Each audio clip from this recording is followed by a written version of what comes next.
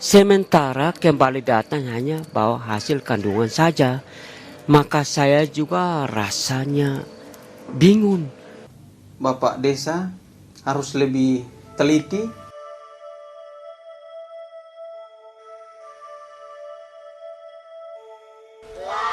Yusri Sanam, 15 tahun. Perempuan yang belum dewasa ini membawa impiannya pergi ke Malaysia. Ia kemudian terjerat dalam perdagangan manusia. Yusri yang seharusnya bermain dengan teman-temannya menjadi terasing di negeri orang. Kembali ke tanah air, pulang membawa bayi.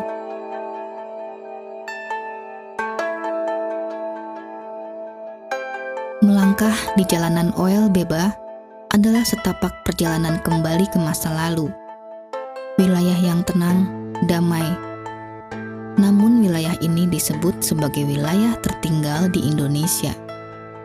Di bawah atap rumbai itu berkumpul keluarga, nenek, kakek, ibu, anak, dan cucu. Tiada listrik ataupun pengairan modern. Namun sesuatu tengah berubah. Jadi Yusri ini berangkat, saya pun tidak tahu. Setahunya waktu kembali dan punya masalah.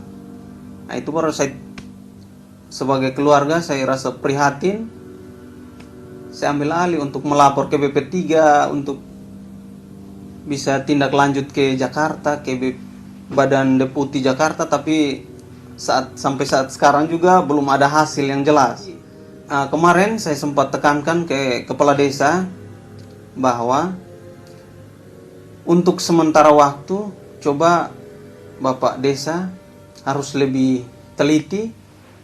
Orang-orang yang datang ke sini tidak boleh seenaknya Bapak desa harus tanda tangan. Karena sewaktu-waktu kalau ada masalah, itu yang dipanggil pertama Bapak desa. Karena yang tanda tangan yang mensahkan itu Bapak desa. Sulit bagi David Tenone, kepala desa dusun Oel Beba, melihat kenyataan Yusri. Sementara segala hal yang bisa membantu warga Oel Beba begitu jauh dari jangkauannya. Tenaga kerja ke luar negeri baginya sebuah kesempatan untuk memajukan dusunnya. Jadi, saya mula pertama menandatangani surat itu tujuannya untuk mencari hidup, membantu orang tua di kampung saya ini. Sementara kembali datang hanya bawa hasil kandungan saja, maka saya juga rasanya bingung di situ. Tak banyak yang bisa dilakukan seseorang dalam keterbatasan. 99,60% kecamatan Fatuleu, letak dusun Oel Beba, adalah tanah kering. Lebih dari itu, hanya jagung, ubi, dan kacang hijau. 31 sekolah dasar dan 5 SMP tak menjanjikan banyak bagi masa depan 19.000 warga Fatuleu. Tak ada SMA di sini.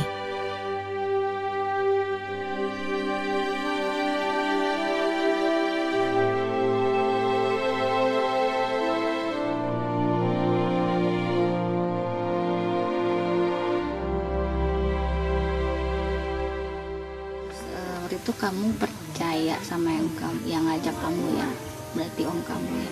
Iya. Om kamu bilangnya apa waktu itu? Bilangnya mau pergi jadi tiko itu kan bagus. Ya saya juga ikut aja gitu. Kan masih kecil ya. Bilang apa aja ikut semua. Mencari hidup yang baik. Bekerja ke luar negeri bukan saja menjanjikan uang, tapi semangat bertualang bagi anak remaja seperti Yusri. Tampaknya sederhana, pergi, bekerja, hasilkan uang, lalu pulang.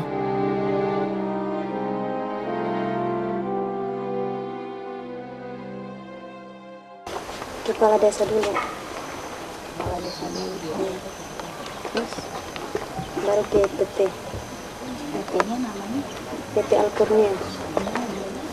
Nggak ngapain, cuma di situ 1 hari saja langsung ke Jakarta. Ingat di sana 1 hari. Iya. Ngobrol-ngobrol nggak sama PP Kurniawan Alkut? Nggak ada. Jadi di sana diem aja. Iya. Ibu Rita. Ibu Rita itu dari PP Kurniawan. Iya. Sampai Jakarta ketemu siapa? Pasal. Pak. Pasal. Itu ketua sana, ketua PT Jakarta.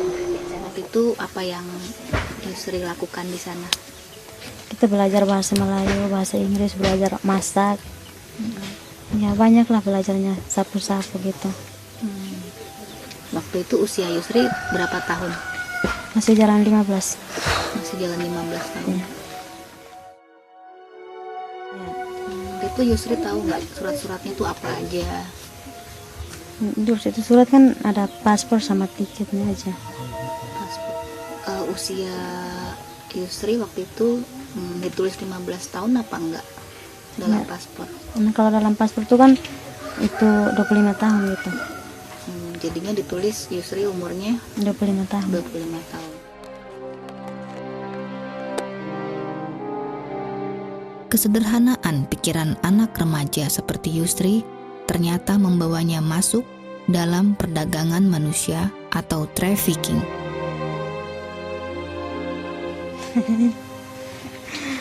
Kita kan kalau malam tidurnya jam 12, bangunnya jam 3 gitu.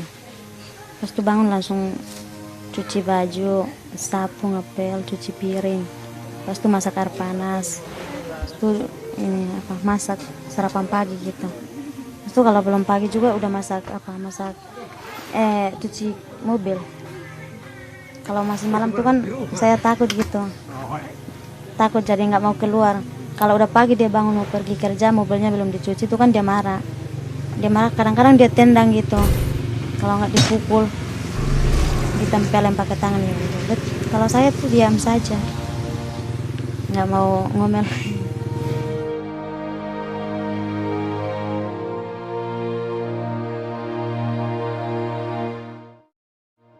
Trafficking telah ada definisi yang disetujui oleh masyarakat dunia tentang apa yang disebut trafficking atau perdagangan manusia. Because one of the main problems what we are observing here in Southeast Asia is that the implementation of the law is a big problem. Because mostly when we speak about child prostitution, we speak about criminals who are exploiting the children because it is an illegal act. And mostly criminal organizations are involved in it. Trafficking tidak hanya berkaitan dengan pekerja seks komersial.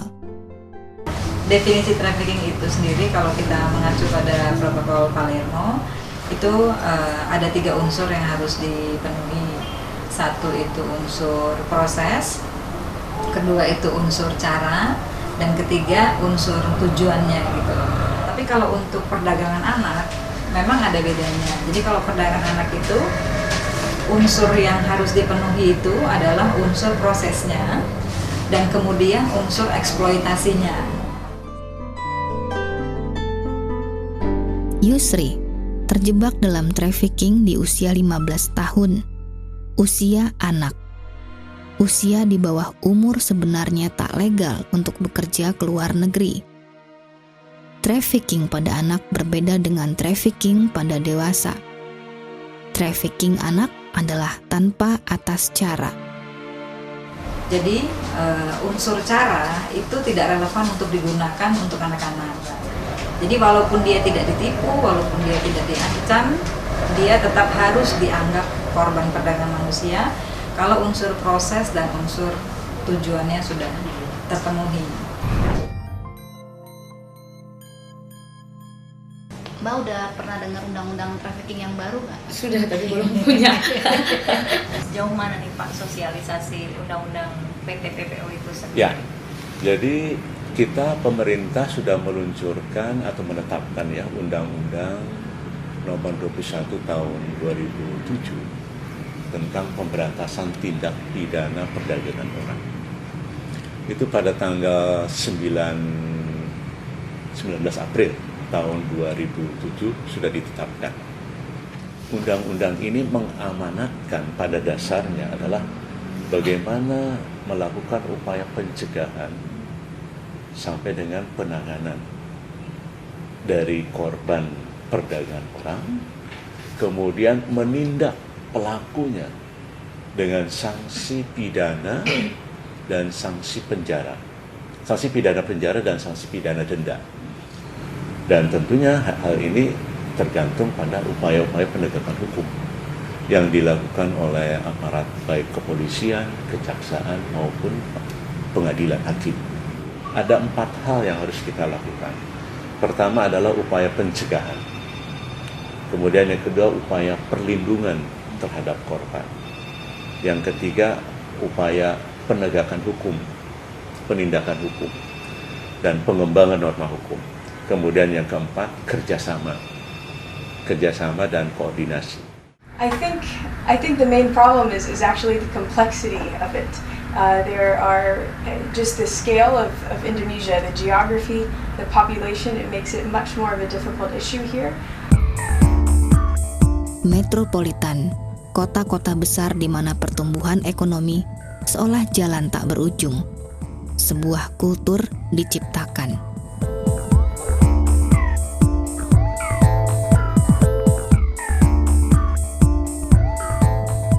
3,5 juta lebih orang masuk Jakarta. Sebagian tenaga ahli, sebagian menganggur, sebagian mengisi lapangan-lapangan pekerjaan yang ditinggalkan seperti buruh bangunan, supir angkutan, dan juga pekerja rumah tangga. Peluang pekerjaan rumah tangga diisi oleh mereka yang datang dari daerah-daerah ekonomi tertinggal. Kawasan Asia Pasifik dan Timur Tengah menawarkan upah yang lebih tinggi untuk pekerjaan ini, sehingga menciptakan permintaan yang kuat. Mereka pergi mengisi kebutuhan di negara-negara seperti Malaysia dan Arab Saudi dan mengirim uang kepada keluarga di rumah. Segera mereka dilihat sebagai komoditas. Jumlah buruh migran yang dikirim ke luar negeri adalah seimbang dengan aliran dana yang menyembur masuk ke Indonesia. Data BNP 2 TKI Desember 2007 menunjukkan masuknya aliran dana sebesar 4 miliar 850 juta dolar adalah dari hasil pengiriman TKI. Sistem penempatan dan perlindungan itu sangat buruk gitu ya, profit oriented gitu, dan itu dipertahankan sampai sekarang. Kalau awal 70-an misalnya PJTK itu baru berjumlah 1-2 orang, kemudian awal-awal 90 mulai ada PJTKI 1-10, tahun-tahun 90 ke atas itu 400, sekarang hampir 500. Ini semakin tidak terkontrol gitu, karena memang sangat menjanjikan uang ya, karena berhimpitan migrasi dengan perdagangan manusia itu. Jasa yang luar biasa, mengingat para kontributor ekonomi Indonesia ini adalah mereka yang tinggal di sudut-sudut paling tertinggal, paling miskin, dan seringkali paling tidak mendapat keberpihakan.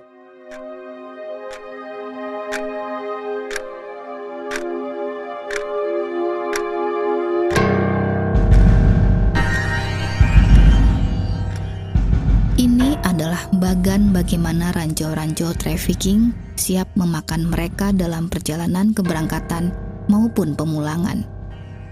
Bagaimana Undang-Undang Perdagangan Manusia atau PT-PPO yang baru disahkan tahun 2007 yang lalu bekerja. Mampukah perangkat ini melindungi mereka?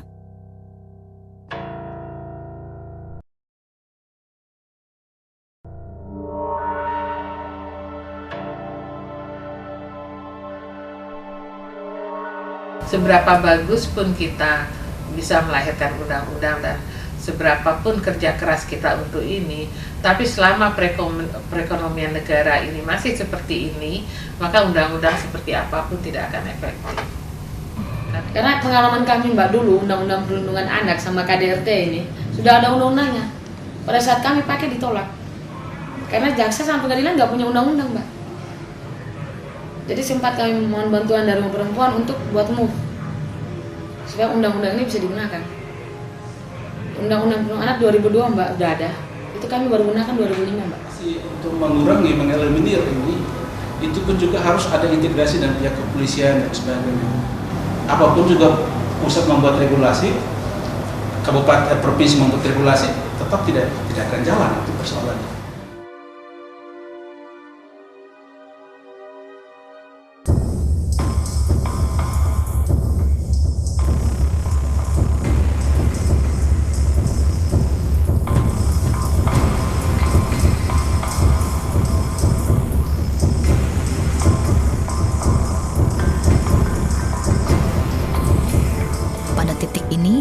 Rumah telah menjadi sesuatu yang terlalu jauh, yang mungkin hingga bertahun-tahun lamanya. Bahkan, bagi beberapa yang tak beruntung, pulang adalah sesuatu yang mustahil.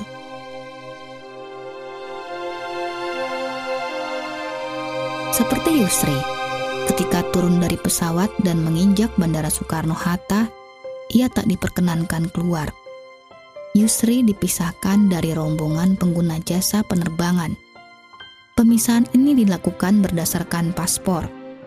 Paspor TKI hanya 24 lembar, bukan 48 seperti umumnya. Mereka membawanya keluar melalui pintu lain yang disebut Terminal 3. Di sini, para buruh migran dipaksa menukar mata uang asing yang mereka punya dengan nilai tukar yang jauh lebih rendah dari seharusnya.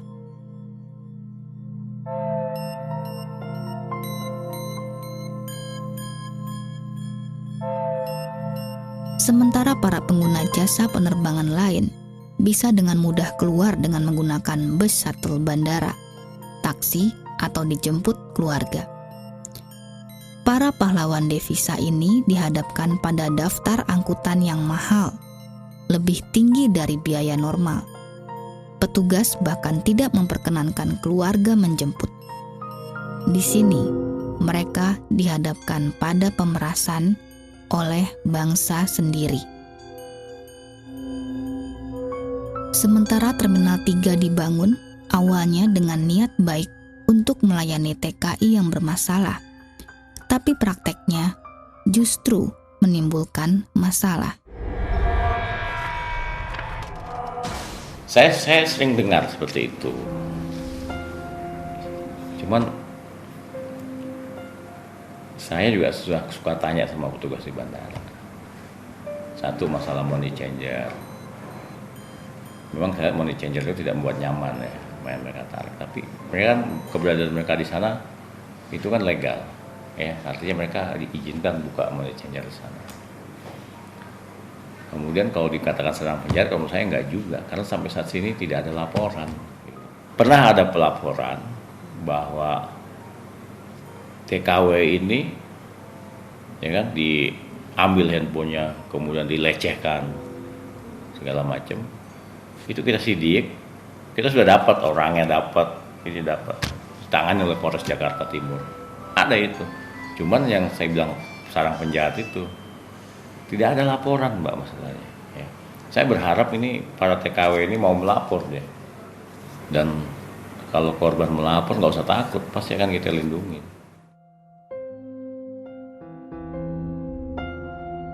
Dia di Dambaran Jakarta kan dijemput sama Ibu Herlina, pembantunya Ibu Herlina, Pak Isuk. Pak Isuk itu siapa? Ya katanya anak buahnya dia, adiknya dia.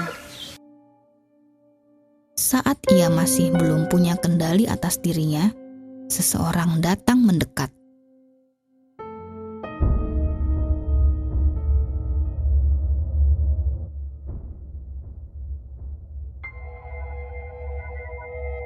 Kita jalan-jalan ke Cirebon katanya. Dia kan ada berapa rumah, ada buat apa, restoran juga gitu, warung di Cirebon sana. Kita jalan-jalan ke situ. Tinggal di situ mungkin 2 minggu lebih.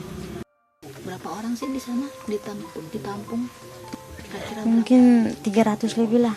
Rumahnya sangat besar gitu. Terus tuh panjang lagi ya, panjang terus lebar gitu.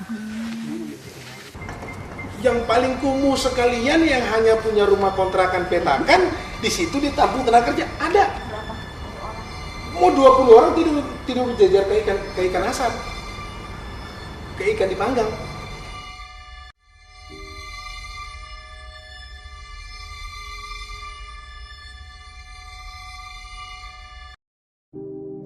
Ya udah enak, tapi kan udah sampai penampungan Ibu Herlina kan dipaksa lagi beli barang.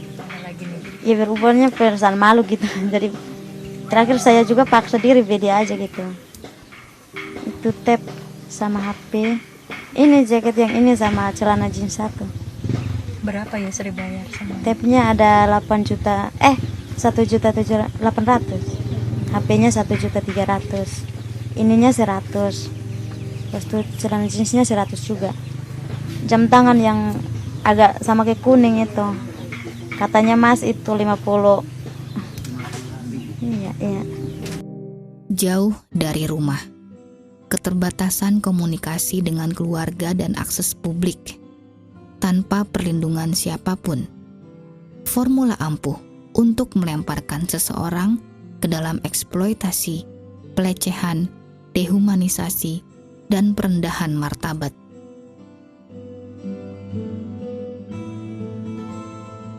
Kita di situ kan jalan-jalan, malam-malam juga kita boleh jalan. Dia yang suruh kita katanya. Tapi kan saya bingungnya kan kalau kita di PT itu kan kalau udah malam nggak boleh jalan-jalan. Tapi kalau di tempat Ibu Herlina itu kan katanya boleh. Ya, namanya kita punya teman ya, kita jalan-jalan. Diajak saya juga ikut jalan-jalan.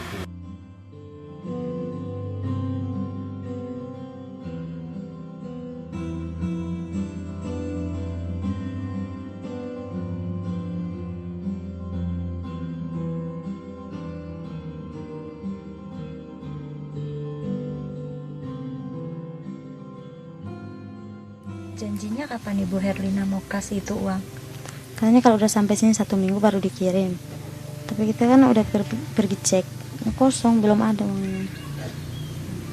Jadi yang uang tinggal 3 juta itu diambil Ibu Herlina juga. Iya. Saya sangat menyesal. Yang namanya Herlina saya dengar itu kalau di Kupang saya tidak bisa ngomong. Dia mungkin sudah mati.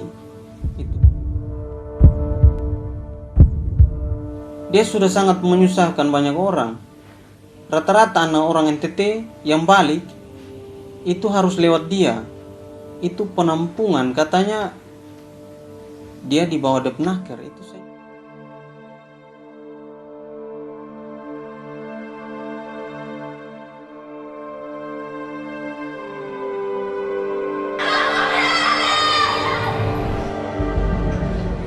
Pertama kali bagi korban trafficking adalah tempat yang aman, terlindung dari pelaku trafficking dan masyarakat yang menghakimi.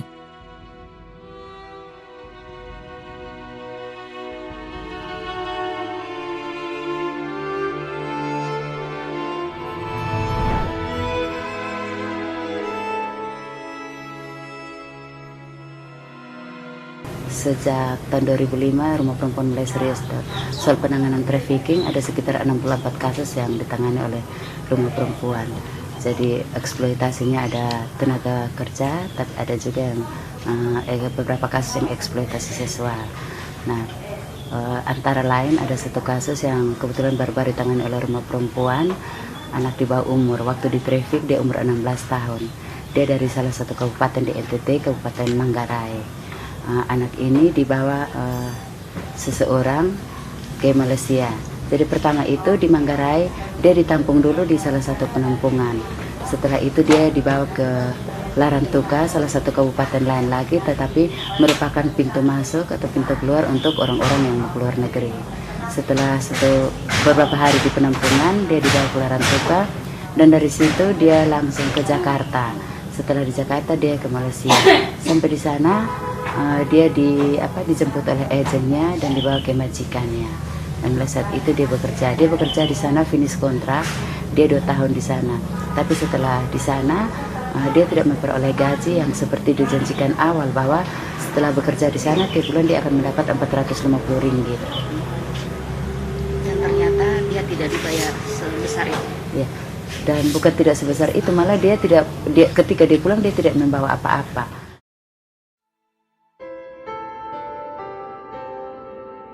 Mekanismenya ada dua yang kita pakai ya. Biasanya mekanisme kita sebut dengan istilah jemput bola. Jadi kalau ada tahu kasus di mana, kita mengetahui kasus di mana, baik lewat media massa ataupun informasi dari teman-teman LSM, pers misalnya, itu kita yang ke sana.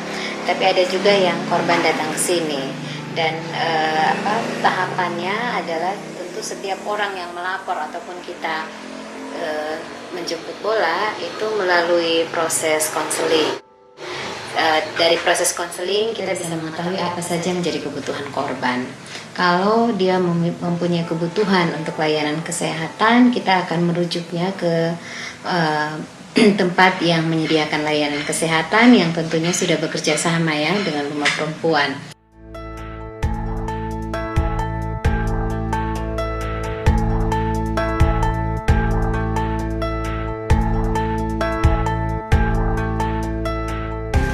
Sebagian besar dari golongan yang kurang mampu. Jadi korban yang datang ke sini itu kita yang kurang mampu ya sebagian besar kita perlakukan gratis. Bukan sebagian besar, kalau rawat jalan seluruhnya tidak ditarik bayaran. Korban yang katakan mengalami gangguan kejiwaan karena depresi atau apa, itu juga kami tidak mempunyai obat-obatnya yang ada di rumah sakit yang di PPT. Dan obat-obat itu biasanya mahal. Dengan kepolisian selama ini kita punya hubungan koordinasi ya, yang kalau menurut saya dengan kepolisian cukup baik koordinasi, khususnya dengan ruang pelayanan khusus RPK. Kalau sekarang namanya udah diganti ya, pemberdayaan perempuan pusat pemberdayaan perempuan dan anak kalau tidak salah. Mendengarkan kisahnya dengan tulus, memberi penghargaan atas dirinya dan apa yang telah coba ia lakukan, memberikan kepercayaan dan segala pelanggaran yang pernah ia terima adalah kejahatan dan tidak seharusnya terjadi. Karena apa yang pernah ia lakukan adalah perjuangan yang berhak dilakukan semua orang, sebuah upaya demi masa depan untuk berdiri di atas kaki sendiri. Rencananya gimana setelah mengalami Malaysia ini? Kalau misalnya ditawarin kerja lagi, ya mungkin aja nggak mau lagi gitu. Ya kalau di kampung aja kan kita namanya orang tani itu kan buat kebun gitu. Seperti yang di belakang sini tanam-tanam kacang itu, jagung, padi juga sama.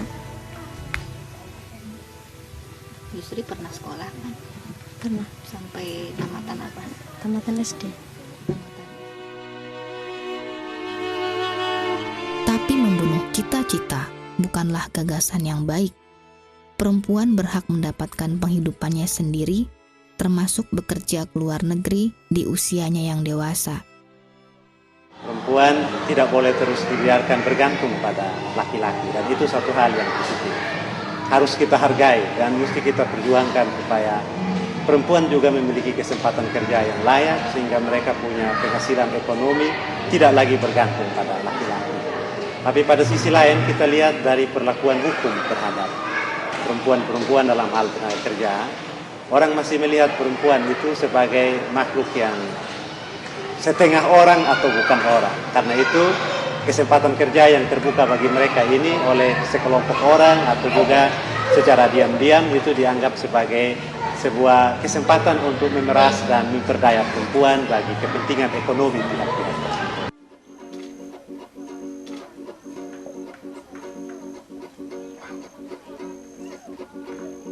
Memang tidak mudah untuk mendampingi korban trafficking. Siapapun yang mendampingi korban haruslah sabar untuk mendengarkan ceritanya yang penuh trauma. Dalam berkomunikasi, biasanya korban akan mengalami ketakutan dan cenderung berdiam diri.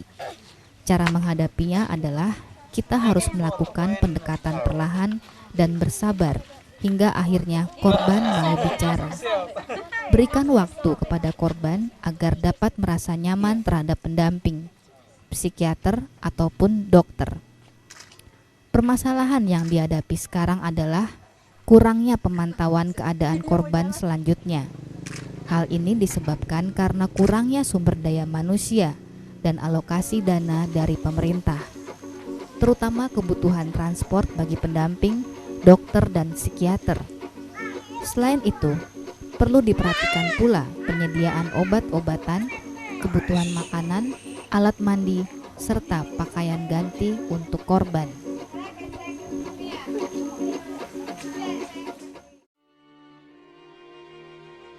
Dengan sedikit matematik, kita bisa mengetahui bahwa sebelum matahari terbit esok hari, jauh di luar sana, 2 lagi buruh migran Indonesia meninggal dunia.